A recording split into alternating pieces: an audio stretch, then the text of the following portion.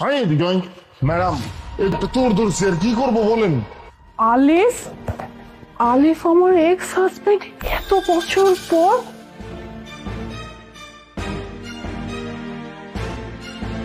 Madam, বাজারের উপর যে কাপড়ের দোকান আছে না, ওইখানে চুরি করতেছে, ধরা পড়ছে। পাবলিকে তো ধরে আমার হাতে দিছে। আপনি এখন বলেন ওরা আমি কি করব? আচ্ছা জালাল সাহেব, আপনি এখন যান, আমি তার সাথে কথা বলে নিচ্ছি। ঠিক আছে ম্যাডাম।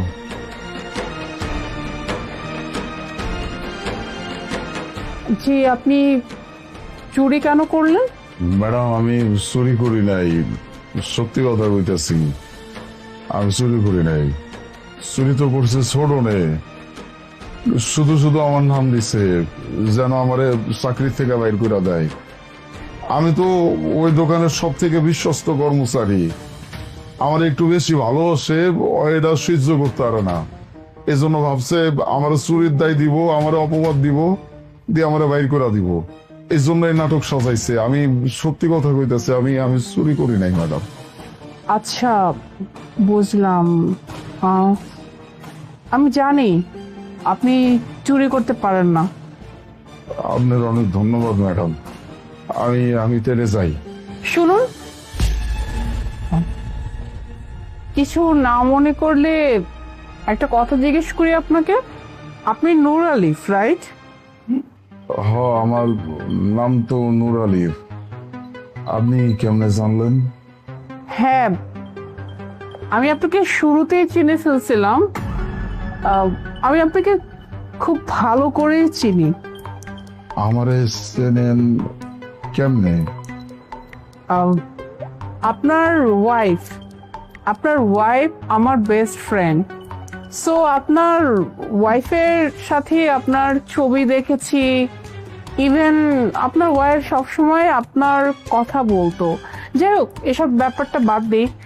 আহ, আপনি তো রিচ ছিলেন, মানে আপনার অনেক টাকা পয়সা ছিল। তাহলে আপনার এই অবস্থা কেন? মানে আপনাকে এখন কেন দোকানে দোকানে কাজ করতে হচ্ছে? আর আর এসব কথা ছাড়ি, আমার বান্ধবী ও কোথায়? আপনার ফ্রেন্ড হয়ে তো আমি ডিভোর্স দিয়ে দিচ্ছি। আমরা আর একলগে থাকি না। হোয়াট? কি বললেন আপনি? ডিভোর্স? কিন্তু কিসের জন্য? আপনারা তো লাভ ম্যারেজ করেছিলেন, তাই না? তাহলে ডিভোর্স কেন হইলো? নিজের পায়ে নিজে কোড়াল করছিলাম আর কি দাদান। আপনি তো জানেনই, ভালো হিসাব ইয়া করছিলাম, বেশ ভালোই চলতেছিলাম এখন সংসার। নিজের ব্যবসা, ভালোবাসার মানুষ, খুব সুখে আসছিলাম। এর মধ্যে আমার কোম্পানিতে একজন নতুন ম্যানেজার অ্যাপয়েন্ট করি আমি। ম্যানেজারটা ছিল একটা মেয়ে মানুষ। কাজের মধ্যে থাকতাম সবসময়, একজন আরেকজনের সাথে কথাবার্তা হইতো। এটা আস্তে আস্তে আমার ভালো লাগা শুরু হয়েছে। এরপরে যে কোনো মিটিং, কোনো জায়গায় যাওয়া, সব জায়গায় সাথে নিয়ে যেতাম। আস্তে আস্তে আমি মেয়েটারে ভালোবেসে ফেলি। এরপরে আমার নিজের বউটারে আর আমার ভালো লাগতো না। আমাকে কিন্তু খুব ভালোবাসতো আমার বউ, খুব ভালোবাসতো। আমার ছাড়া কখনো খাইতো না, আমার জন্য বসে থাকতো। রাইতে আমি যত রাইতেই বাসায় চেয়ে না পেল, আমার জন্য বয়ে থাকতো। কিন্তু ওই যে একজন মানুষের ভালোবাসায় আসক্ত হয়ে গেছিলাম। ও আমার জন্য না খেয়ে বসে থাকলেও আমার কোনো যায় আসতো না। আমি ওই মাইয়ারে নিয়ে ক্লাবে যেতাম, পার্টিতে যেতাম, লেট নাইট করতাম, ডিনার কইরা বাসায় ফিরতাম। আমার বউটা যখন আমারে কইতো যে তুমি খাইবা না, আমি তোমার জন্য বসে আছি, খুব খারাপ ব্যবহার করতাম। কইতাম তোর খাওয়া তুই খাস নাই কে, তোরটা তুই খাওয়া পালা। এগুলো সহ্য করে মানুষটা লাগছি। কিন্তু যখন শেষে জানতে পারলো যে আমি আসলে অন্য একটা মানুষের লোকের সম্পর্কে চড়াই গেছি,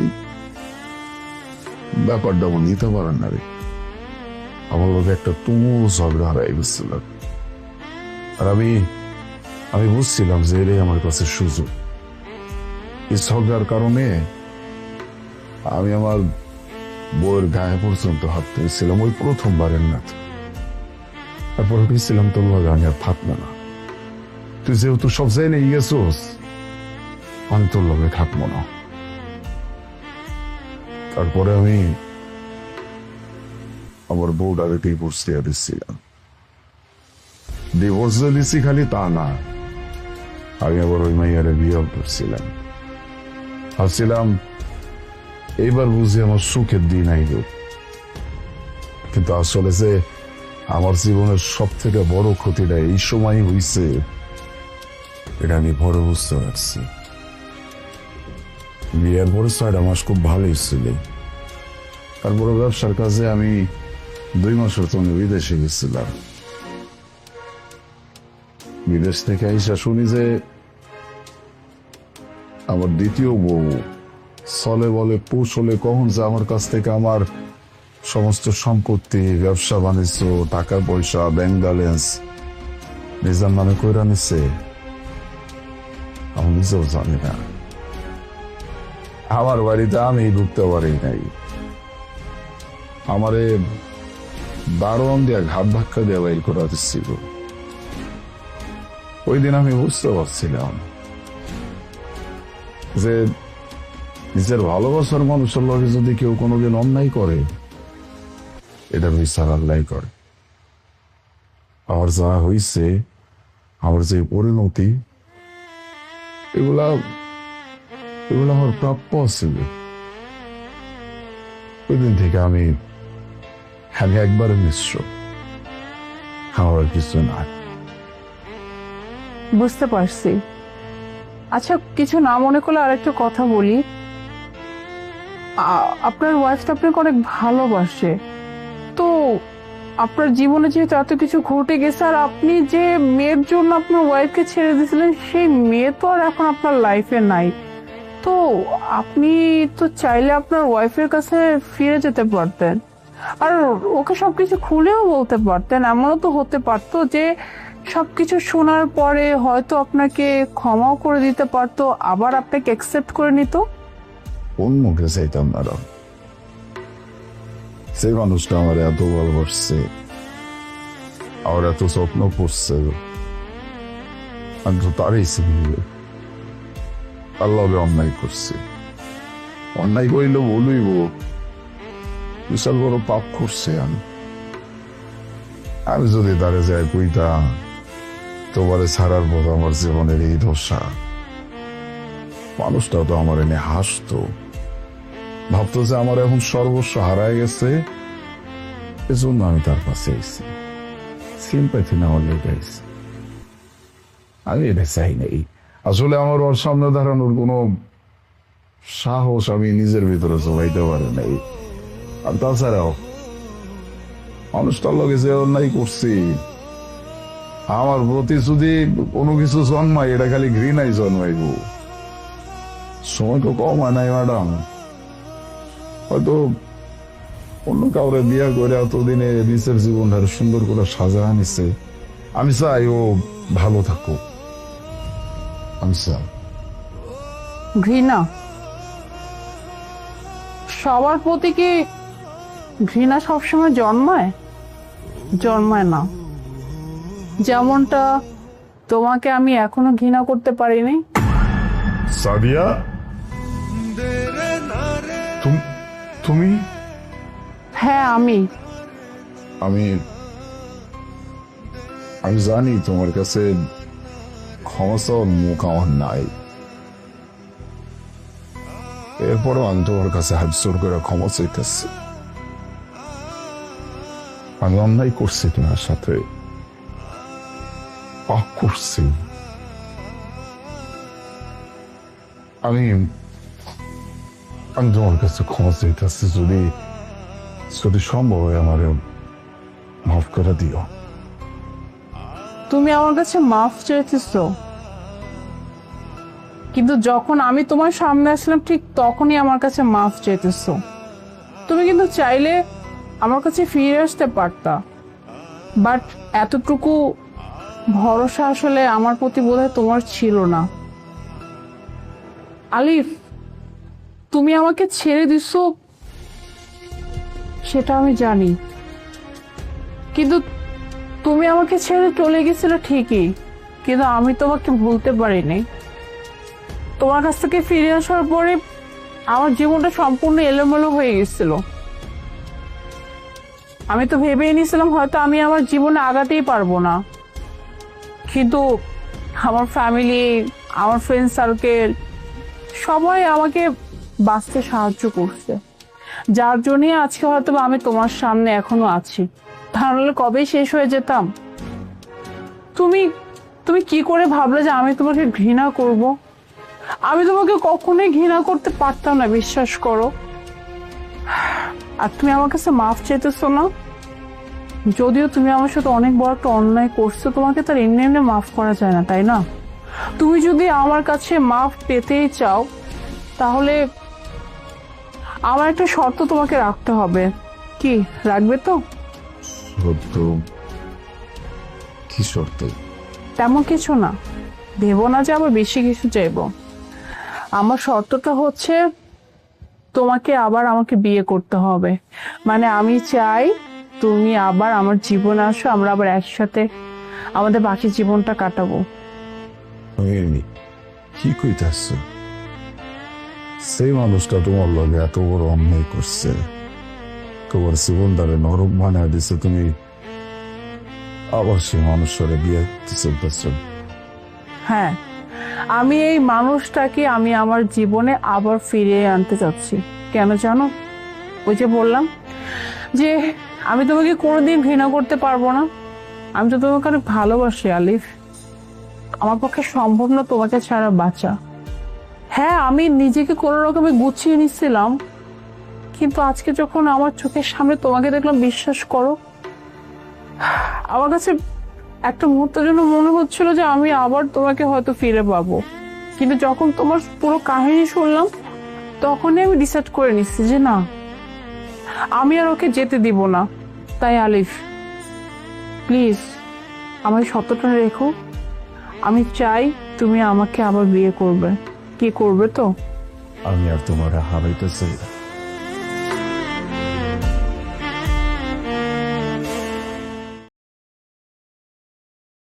Hey, Chorolok, what is the price of this potato? Liana, তোমাকে কতবার করে বলছি যে যেখানে সেখানে ইংলিশে কথা বলবে না। শোনো, এরা হচ্ছে রাস্তাঘাটে ফুটপাতে জিনিসপত্র বিক্রি করে, এরা অশিক্ষিত মূর্খ, এরা ইংলিশ বুঝে না। আরে বাংলায় তো ঠিক মতো কথা বলতে পারে না, তুমি ইংলিশে জিজ্ঞেস করতেছো price. Oh shit, mom. I forgot this. It's okay, but next time থেকে যেখানে সেখানে ইংলিশে কথা বলবে না। যাই হোক, তুমি যেটা ইংলিশে জিজ্ঞেস করছো সেটা ওকে বাংলায় জিজ্ঞেস করো। Okay. Hey, Chorolok, what is the... Oh, sorry. আবার ইংলিশ বলছিলাম। এই ছোটলোক, আলুর দাম কত করে রে? মামুনি, আলু 20 টাকা কেজি। এই তুই কি বললি? হ্যাঁ, মামুনি কেন ডাকলি? হ্যাঁ, তোর কত বড় সাহস, তুই সামান্য একজন আলু বিক্রেতা হয়ে আমার মেয়েকে মামুনি ডাকছিস? তোর কোনো আইডিয়া আছে? হ্যাঁ, আমার মেয়ে কোন স্কুলে পড়ে? এই শহরে বেস্ট ইংলিশ মিডিয়াম স্কুলে পড়ে, ঠিক আছে? তোর মতো ছোট লোক, অশিক্ষিত মূর্খ আলু বিক্রেতা আমার মেয়েকে মামনি বলে ডাকবে? Don't you dare, okay? Next time থেকে না এই ভুল করবি না, ম্যাম বলে ডাকবি। কি বলে ডাকবি? ম্যাম। যাই হোক, আলুর দাম কত বলতো? ম্যাডাম, 20 টাকা কেজি। কি বললি? হ্যাঁ, 20 টাকা? এ তোর কি মাথা গেছে নাকি? হ্যাঁ, ফুটপাতে বসে আলু বিক্রি করতেছিস আর আলুর দাম চাচ্ছি 20 টাকা? লিয়ানা, কি দেখছো তো? হ্যাঁ, তোমাকে আমি কতবার করে বলছিলাম যে যেখানে সেখানে ইংলিশে কথা বলবে না। এই ছোট লোক মূর্খের বাচ্চা যেই তোমার ইংলিশ শুনছে এই আলুর দাম বাড়ায় দিচ্ছে। শোন, আমি খুব ভালো করে জানি তোর আলুর কেজি 10 টাকা, ঠিক আছে? যে ইংলিশ পটর পটর করে আমার মেয়ে কথা বললো, অমনি তুই দাম বাড়ায় দিলি। তুই কি ভাবছিস আমি বোকা না? হ্যাঁ, তুই যা দাম চাবি আমি তাই দাম দিয়ে দিব। শোন, তোদের মতো ছোট লোকদের আমি খুব ভালো করে চিনি। তোরা তো সারাদিনে বিক্রি করতে পারবি না, আমাদের মতো একটু কোটিপতি মানুষ যখন দেখবি তখনই দাম 4 গুণ বাড়িয়ে দিবি, তাই না? আমি তো এখানে আসতামই না, শুধু জাস্ট আমার বাসা থেকে সুপার মলটা দূরে, তাই আমি এখানে আসছি আলো নেওয়ার জন্য, কারণ আমার মেয়ে ফ্রেঞ্চ ফ্রাই খাবে। আর তুই কি না 10 টাকার আলু 20 টাকা চাচ্ছিস? মানে আমি জাস্ট বুঝলাম না, সারাদিনে কয় টাকা বিক্রি করিস? হ্যাঁ, সারাদিনে তো মনে হয় 100 টাকা বিক্রি করিস না। আর এমন ভাব দেখাচ্ছে যে তোর কত বড় সাহস, তুই আমার সাথে এইভাবে কথা বলি? সামান্য একজন আলুওয়ালা হয়ে অশিক্ষিত মূর্খ জানি কোথাও। লিয়ানা, এদের মতো মানুষের সাথে না কোনোদিন ভালো মতো কথাই বলবে না। ম্যাডাম, আমি বুঝলাম না আপনারা দুজন মিলে আমার লোক এমন খারাপ ব্যবহার কেন করতেছেন? আমি তো কিছু করি নাই। এই, তোর সাথে খারাপ আর ভালো কি রে? হ্যাঁ, তুই হচ্ছিস আলু বিক্রেতা, তাও আবার অশিক্ষিত মূর্খ একটা মানুষ, এভাবে রাস্তাঘাটে ফুটপাতে যখন যেখানে জায়গা পাস সেখানেই বসে পড়িস। হ্যাঁ, আবার তোকে নাকি সম্মান দিয়ে কথা বলতে হবে? তোর কোনো মান আছে যে তোকে আমি সম্মান দিতে যাব? ফাউল জানি কোথাকার ঠ্যাট, শুধু শুধু এখানে আসি। লিয়ানা, চলো তো সুপার মলে গিয়ে ভালো আলু কিনবো। Excuse me ma'am, what do you think of yourself? Do you think you are the only educated person in this area? No ma'am, you are wrong and your idea is absolutely wrong.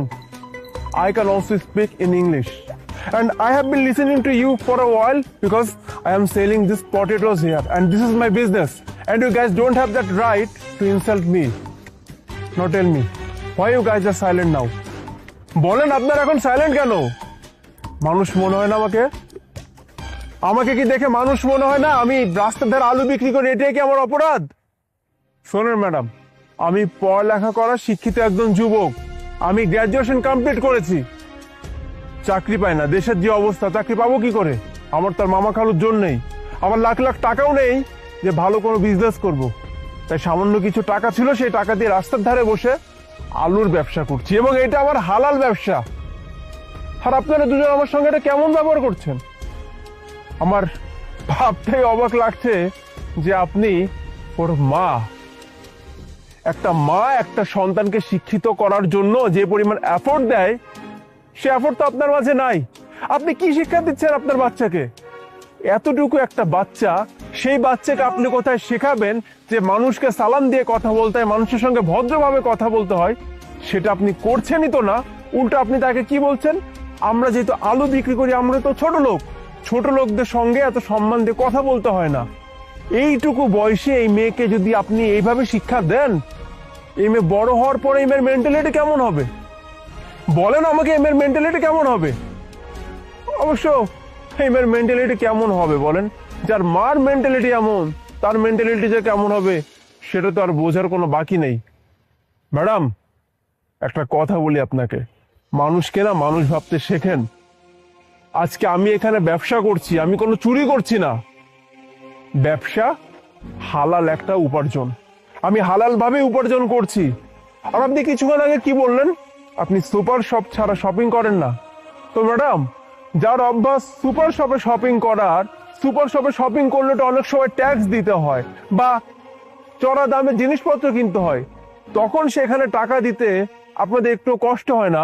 কিন্তু রাস্তার ধারে যে মানুষটা কষ্ট করে টাকা উপার্জন করে, তাকে 5 টাকা বেশি দিতে গেলে আপনারা অনেক কথা শোনান। এটাই আসলে আপনাদের মতো বড় লোকদের স্বভাব। ম্যাডাম শোনেন, আপনাকে আমি যতই বোঝাবো কম হয়ে যাবে, কিন্তু দিন শেষে একটা কথাই বলবো, মানুষকে মানুষ ভাবতে শেখেন। And by the way, don't জাজ a book by its cover. কথাটা যেন মাথায় থাকে।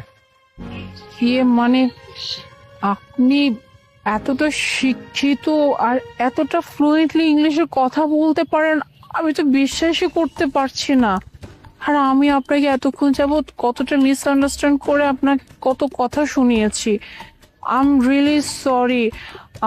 মামুনি, তুমি আঙ্কেলকে সরি বলো যে আমার ভুল হয়ে গেছে, আমাকে মাফ করে দিবেন। Sorry uncle.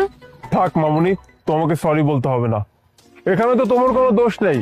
তোমার মা তোমাকে যেভাবে কথা বলতে বলেছে, তুমি তো সেভাবে কথা বলেছো। ম্যাডাম, ছোট মুখে একটা কথা বলে কিছু মনে করবেন না, নিজেকে একটু বদলান। এই সমাজটা যেমন আপনাদের মতো বড়লোকদের জন্য, এই সমাজটা তেমন আমাদের মতো গরিবদের জন্য। আর আপনি যে ব্যবহারটা দেখালেন এতক্ষণ ধরে আমার সঙ্গে, আমার তো আপনার সঙ্গে কথা বলতে ইচ্ছা করতেছে না। আর বাকি থাকলো আলু। আপনার কি মনে হয় যে এত কিছুর পর আমি আমার আলু আপনার কাছে বিক্রি করব? আপনার কাছে আমি সামান্য একটা আলুও বিক্রি করব না। আপনারা যান এখান থেকে। আর যদি পারেন নিজের মেয়েটাকে একটু ভদ্রভাবে শিক্ষা দিয়েন। যান।